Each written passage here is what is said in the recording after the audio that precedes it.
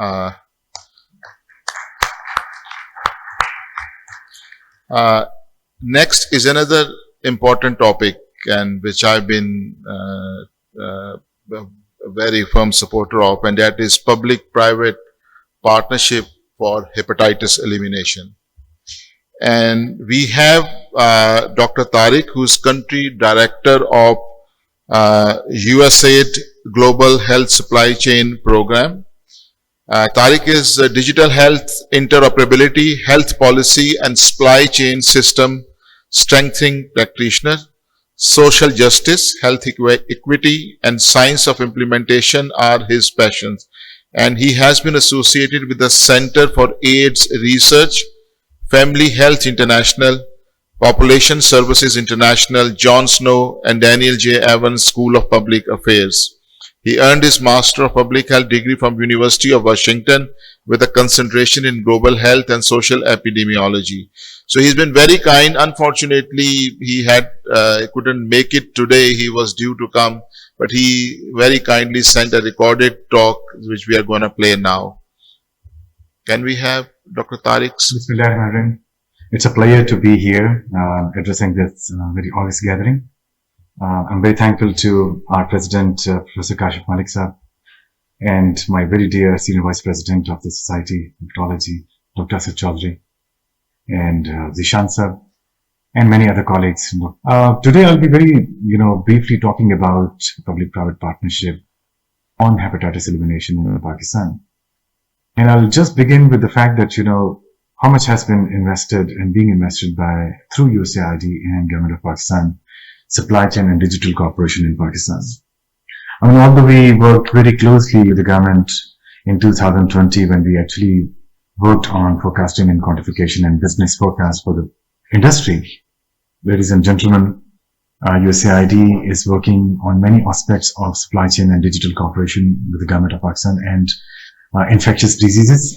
We are working on the Vaccine Logistics Management Information System, that was the DLI-4, data hosting and data security solutions for the government, recently establishing a data center at the NIH that will actually look after all the infectious diseases data and hooked onto one quality and management planning, coordination and financing for infectious diseases in Pakistan. So I'm very closely coordinating with Dr. Amir. We started with, hepatitis control programs throughout the country back in 2020.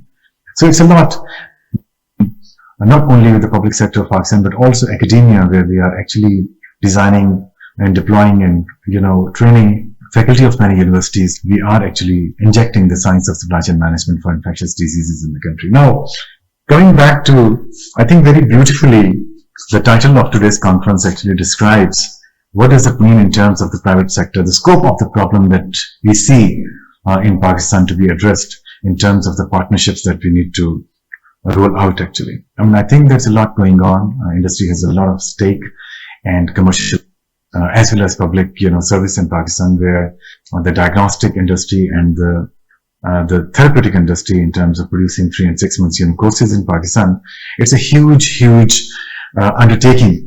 And I think we need to see beyond, normal visibilities, and it has to be out of the box thinking to see how we can convert the possibilities of that forecast into a commercial industry cooperation, which leads into long-term agreement or local production from the private sector. So that is one thing that is very important for Pakistan, and I think we need to take this and prioritize this, and Pakistan Society of Hepatology can play a very important role in this regard.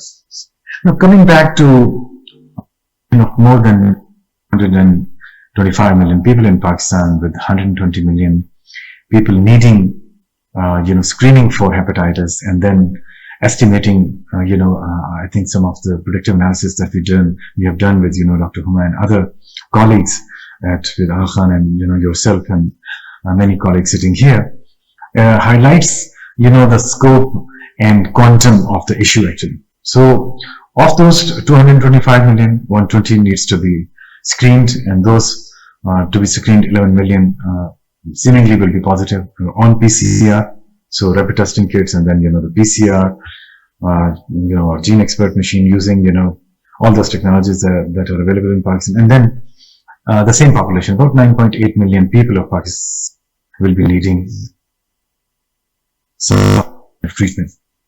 Now, based on this, I think this itself is a quantum and forecast, and a knowledge that gives us, that what is going to happen and what is happening in Pakistan, and how we need to convert the disadvantage to advantage, both from a public health interest and also from a public-private partnership perspective to commercial sector or the diagnostic industry operating in Pakistan.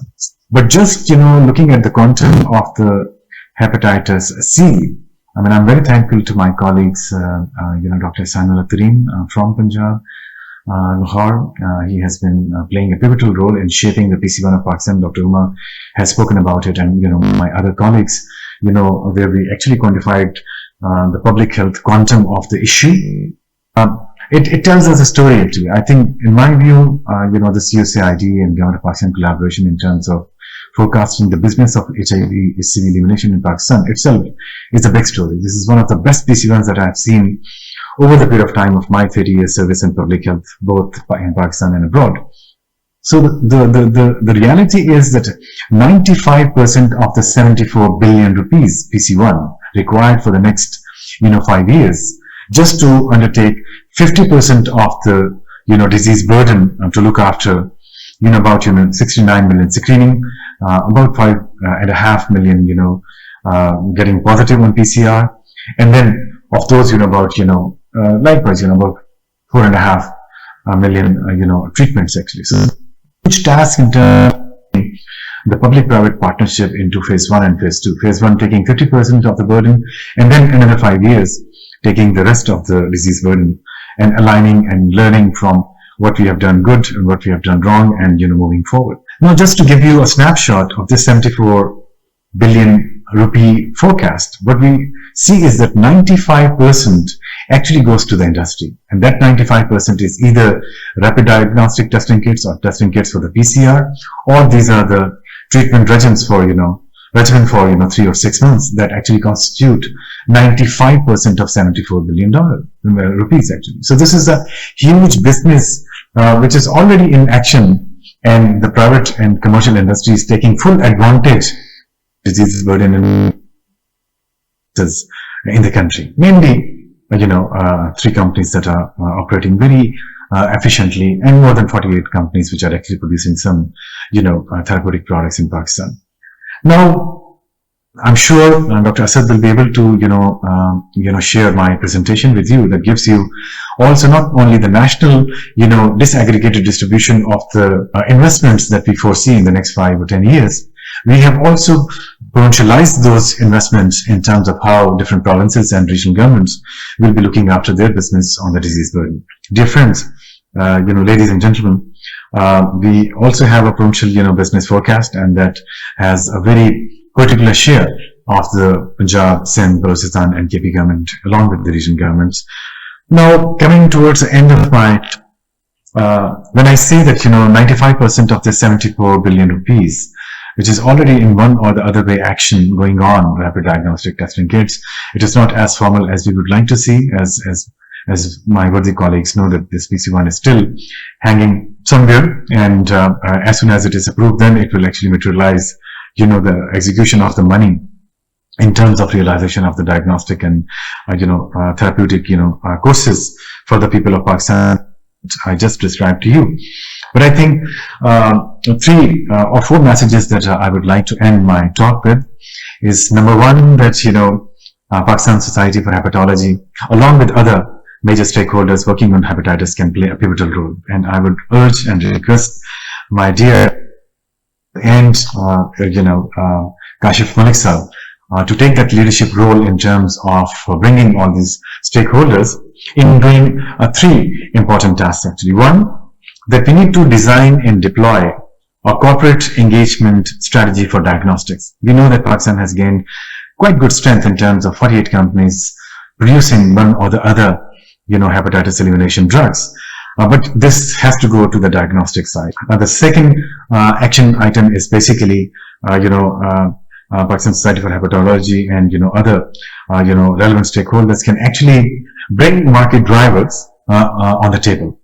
and these are Abbott, Roche, and Cepheid, to talk, with the Ministry of Commerce and Trade, Board of Investment, Securities and Exchange Commission of Pakistan, Ministry of National Health Services, SCP, all these stakeholders to see how their commercial advantage should be protected, both in terms of having a win-win relationship. So not only these companies are driving a lot of business, but also contributing as a social and corporate responsibility to start thinking about producing or getting into long-term agreements with the government of Pakistan for, buyback guarantees for, local production of goods in Pakistan. I think that is what the best, I think, the public-private partnership we can materialize actually.